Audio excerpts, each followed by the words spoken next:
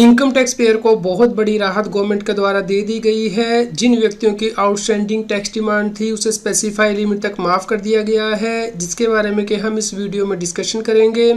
आप हमारे YouTube channel को सब्सक्राइब कर लें और आप हमें व्हाट्सएप चैनल और Telegram channel CS@BA Singh tax hill पर भी सब्सक्राइब कर लें, ताकि आपको इनकम टैक्स के रेगुलर अपडेट आपके मोबाइल पर ही मिलते रहें। गवर्नमेंट के द्वारा यूनियन बजट 24-25 में कहा गया था कि स्पेसिफाइड टैक्स पेयर की स्पेसिफाइड लिमिट तक टैक्स डिमांड को माफ़ कर दिया जाएगा। इसके लिए अब गवर्नमेंट ने ऑर्डर जारी कर दिया है। चलिए देखते हैं ऑर्डर को, जिसमें कि गवर्नमेंट ने बताया है कि किन टैक्स पेयर की टैक्स डिमांड को माफ़ किया गया है और किस साल से रिलेटेड किया गया है। जैसा कि आप अपनी स्क्रीन पे देख पा रहे हैं कि मिनिस्ट्री ऑफ फाइनेंस के द्वारा ये ऑर्डर जारी किया गया है central board of direct tax के द्वारा रूल 18 के अंतर्गत, जनरल फाइनेंशियल रूल के अंतर्गत, कि जिन व्यक्तियों की आउटस्टैंडिंग टैक्स डिमांड थी इनकम टैक्स एक्ट के अंतर्गत या फिर वेल्थ टैक्स एक्ट के अंतर्गत या फिर गिफ्ट टैक्स एक्ट के अंतर्गत, जो कि 31 जनवरी 2024 तक आउटस्टैंडिंग थी, तो उसे वेव किया गया है, माफ़ किया गया है।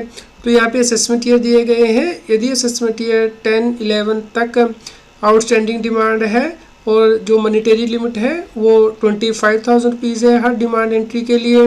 असेसमेंट ईयर 11-12 से असेसमेंट ईयर 15-16 तक ये लिमिट जो है हर डिमांड एंट्री के लिए 10,000 रुपीज़ है। तो इस एक्सटेंट तक जो है आपकी टैक्स डिमांड को माफ़ किया गया है और जो मैक्सिमम सीलिंग होगी वो 1 लाख रुपीज़ तक होगी स्पेसिफाइड टैक्स पेयर के लिए। मान लीजिए आपकी एक से ज़्यादा टैक्स डिमांड खड़ी हुई थी तो मैक्सिमम 1 लाख रुपीज़ तक आपकी टैक्स डिमांड माफ़ रहेगी। तो भले ही आपके प्रिंसिपल अमाउंट जो टैक्स की वो आउटस्टैंडिंग थी इनकम टैक्स एक्ट के अंतर्गत, वेल्थ टैक्स के अंतर्गत, गिफ्ट टैक्स एक्ट के अंतर्गत, या फिर आपकी कोई interest, penalty, fees, cess, surcharge outstanding था इनकम टैक्स एक्ट के अंतर्गत, वेल्थ टैक्स एक्ट के अंतर्गत या फिर गिफ्ट टैक्स एक्ट के अंतर्गत, तो इस लिमिट तक वो माफ़ कर दिया गया है गवर्नमेंट के द्वारा। यहाँ पे आपको ध्यान रखना है कि यदि आप TDS डिडक्टर थे या फिर TCS कलेक्टर थे, जहाँ पे कि आपको TDS काटने की रिस्पॉन्सिबिलिटी है या फिर TCS कलेक्ट करने की रिस्पॉन्सिबिलिटी है, तो उसके अंतर्गत यदि आपकी कोई आउटस्टैंडिंग डिमांड है तो उसे वेव नहीं किया गया है, उसे माफ़ नहीं किया गया है। यहाँ पे गवर्नमेंट के द्वारा क्लैरिफाई कर दिया गया है कि यदि आपकी आउटस्टैंडिंग टैक्स डिमांड थी जिसे कि माफ़ कर दिया गया है, तो उसकी वजह से जो डिले का आपका इंटरेस्ट बनता था इनकम टैक्स एक्ट के अंतर्गत, वेल्थ टैक्स एक्ट के अंतर्गत या फिर गिफ्ट टैक्स एक्ट के अंतर्गत, वो भी अब कैलकुलेट नहीं किया जाएगा। ओवरऑल जो लिमिट 1 लाख रुपये की रखी गई है इस तक इनकम टैक्स एक्ट के अंतर्गत ये प्रोविज़न थी कि यदि गवर्नमेंट आपकी किसी टैक्स लायबिलिटी को माफ़ कर देती है तो उससे आपकी इनकम माना जाता था और उसके ऊपर आपको टैक्स देना होता था। इसके लिए भी गवर्नमेंट ने रिलैक्सेशन दे दी है कि जो आपकी आउटस्टैंडिंग टैक्स डिमांड माफ़ की गई है along with interest and fees it extra, इसके ऊपर जो टैक्स लायबिलिटी होगी उसे भी माफ़ कर दिया गया है। आपको कोई टैक्स पे करने की आवश्यकता नहीं होगी इसके ऊपर। ये 1 लाख रुपए की लिमिट कैसे कैलकुलेट की जाएगी इसे भी गवर्नमेंट ने क्लैरिफाई किया है कि फर्स्ट असेसमेंट ईयर से लेकर सब्सिक्वेंट असेसमेंट ईयर तक जब तक कि 1 लाख की लिमिट आपकी कंप्लीट हो जाती है तब तक ये कैलकुलेट की जाएगी। मान लीजिए असेसमेंट ईयर 6-7 से लेके असेसमेंट ईयर 10-11 तक हर साल आपकी 25,000 रुपीज़ की डिमांड आउटस्टैंडिंग है, तो इस प्रकार टोटल 1,25,000 की आउटस्टैंडिंग डिमांड है। तो यहाँ पे असेसमेंट ईयर 6-7, 7-8, 8-9 एंड 9-10 यहाँ तक 1 लाख रुपए हो जाता है। तो यहाँ तक ही आपको माफ़ी मिलेगी, क्योंकि मैक्सिमम हर टैक्स पेयर के लिए 1 लाख रुपए तक की टैक्स डिमांड माफ़ की जाएगी। उसके ऊपर की जो उनकी आउटस्टैंडिंग टैक्स डिमांड होगी उसे माफ़ नहीं किया गया है। यहाँ पे गवर्नमेंट के द्वारा ये भी क्लैरिफाई किया गया है कि 1 लाख रुपए की जो मैक्सिमम आपको माफ़ी दी गई है उसमें उस डिमांड एंट्री को काउंट नहीं किया जाएगा जो कि सीलिंग से ज़्यादा है, जो कि हमने अभी डिस्कस की है। मान लीजिए आपकी 2006-07 में 25,000 रुपये की टैक्स डिमांड आउटस्टैंडिंग थी, 2007-08 में 36,000 रुपये की टैक्स डिमांड आउटस्टैंडिंग थी, 2008-09 में आपकी 25,000 की आउटस्टैंडिंग डिमांड थी और 2009-10 में आपकी 25,000 की आउटस्टैंडिंग डिमांड थी और 2010-11 में आपकी 24,000 रुपये की आउटस्टैंडिंग टैक्स डिमांड है। तो यहाँ पे 2007-08 में 36,000 रुपये की आउटस्टैंडिंग टैक्स डिमांड है उसे माफ़ नहीं किया जाएगा, क्योंकि वो जो 25,000 की लिमिट है उससे ज़्यादा हो रही है। तो यहाँ पे इसे एग्रीगेट जो वैल्यू है 1 लाख रुपए में उसके वेवर में काउंट नहीं किया जाएगा। यदि किसी टैक्स पेयर ने अपनी टैक्स डिमांड को पहले ही पे कर दिया है, क्या वो इसकी एडजस्टमेंट क्लेम कर सकता है या इसका रिफंड क्लेम कर सकता है? इसके लिए गवर्नमेंट ने क्लैरिफाई किया है कि इस केस में ना तो इसे एडजस्ट किया जा सकेगा, ना ही इसका रिफंड लिया जा सकेगा। तो यदि आप पहले ही अपनी आउटस्टैंडिंग टैक्स डिमांड को पे कर चुके हैं, भले ही वो 25,000 से कम थी, तो अब ना तो इसकी आप एडजस्टमेंट क्लेम कर सकते हैं, ना ही रिफंड ले सकते हैं।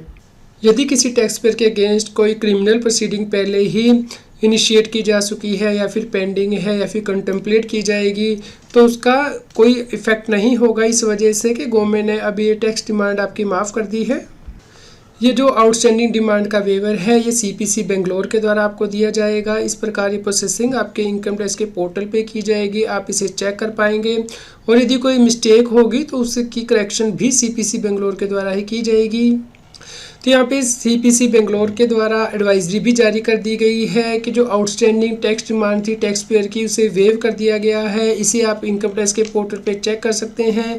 आपको लॉगिन करना है इनकम टैक्स के पोर्टल पे, उसके बाद पेंडिंग एक्शन की टैब के अंतर्गत जो रिस्पॉन्स टू आउटस्टैंडिंग डिमांड की टैब है उस पर क्लिक करना है, तो आप देख पाएंगे कि आपकी आउटस्टैंडिंग टैक्स डिमांड को वेव किया गया होगा। यदि आपकी कोई क्वेरी है इससे रिलेटेड, तो यहाँ पे टोल फ्री नंबर आप अपनी स्क्रीन पे देख सकते हैं और ईमेल ID देख सकते हैं जहाँ पे कि आप अपनी क्वेरी भेज सकते हैं।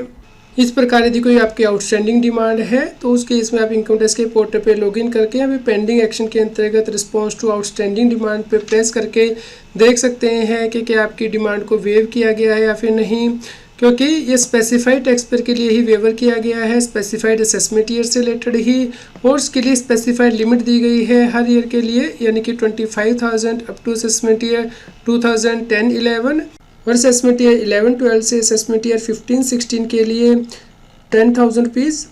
तो यहाँ पे मैं रीकैप कर देता हूँ। असेसमेंट ईयर 10-11 तक तो आपकी हर डिमांड एंट्री यदि 25,000 रुपये तक है तो उसे वेव किया जाएगा, और असेसमेंट ईयर 11-12 से असेसमेंट ईयर 15-16 तक 10,000 रुपीज़ की यदि आपकी डिमांड एंट्री है तो उसे वेव किया जाएगा। और ओवरऑल लिमिट टैक्स पेयर के लिए 1,00,000 रुपये की रहेगी, भले ही इसमें आपका टैक्स है, इंटरेस्ट है, पेनल्टी है, लेट फीस है, सेस है, सरचार्ज है, भले ही ये इनकम टैक्स एक्ट के अंतर्गत है या फिर गिफ्ट टैक्स एक्ट के अंतर्गत है या फिर वेल्थ टैक्स एक्ट के अंतर्गत है। तो दोस्तों, आप इस वीडियो को सभी लोगों के साथ शेयर कीजिए ताकि जिनकी पुरानी आउटस्टैंडिंग डिमांड इनकम टैक्स के पोर्टल पर पड़ी है वो इस ऑर्डर के द्वारा क्लियर कर सकें और चेक कर सकें, और यदि उनकी डिमांड अभी भी क्लियर नहीं हुई है तो वो टाइमली ग्रीवेंस रेज कर सके CPC बेंगलोर के पास। आप इस ऑर्डर को डाउनलोड कर सकते हैं, लिंक वीडियो के डिस्क्रिप्शन में दिया गया है। फ्यूचर में आपकी कोई आउटस्टैंडिंग टैक्स डिमांड ना आए, इसके लिए आप हमारी वीडियोस को जरूर चेक कीजिए, जिनका लिंक है आपकी राइट हैंड साइड में दिया गया है टॉप राइट कॉर्नर पे कार्ड्स में, जिससे कि आप सही से इनकम टैक्स की रिटर्न भर पाएँ, खास करके असेसमेंट ईयर 2024-25 एंड ऑनवर्ड्स, क्योंकि इनकम टैक्स से बहुत बड़े बदलाव किए गए हैं जिसके ऊपर के हमने वीडियो आप लोगों के साथ शेयर की है। तो आप इन वीडियो को देखिए और सभी लोगों के साथ शेयर कीजिए। उम्मीद करते हैं आपके लिए यह न्यूज़ यूज़फुल रही होगी। कृपया लाइक करें और शेयर करें ताकि सभी लोगों तक ये जानकारी पहुँच पाए और वो इनकम टैक्स की कॉम्प्लायंस कर पाएँ। रेगुलर टैक्स अपडेट के लिए इस चैनल को सब्सक्राइब करें। आप हमें टेलीग्राम ऐप CS बेसिंग टैक्स हिल पे ज्वाइन कर सकते हैं ताकि आप GST और इनकम टैक्स के रेगुलर अपडेट अपने मोबाइल पर ही प्राप्त कर सकें।